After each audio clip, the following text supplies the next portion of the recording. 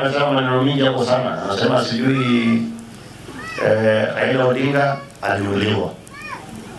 Hiyo ni kazi ya DCI, hakuja andike statement atuambie Raila aliuliwa na nani. Naona pia anasema ati Ogolla aliuliwa. Hiyo ni kazi ya DCI, haina andike statement atukonfirmie. Hata sisi tunasumbuka tunataka tujue nini ilifanyika kama hakuna kitu anajua. Ninaona pia anasema rafiki yangu Ngeno, ile mliona ndege ile alijaribu kuinuka na mliona kwenda ilikuwa mbaya. Anasema pia Ngeno aliuliwa. Hakuja tuambie ni nini mambo yote anajua kuhusu mambo. And if he has any information, he should volunteer to DCI.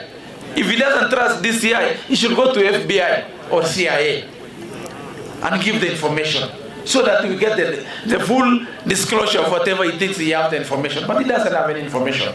He's just playing politics, politics of division, politics of hatred, which if not taken care of, it might tear this country apart. Yake ni kuzunguka tu hapo mlima na kuzungumza hapa ilifanyika, hapa ilifanywa na nani. Tunakuambia na hiyo si tafadhali.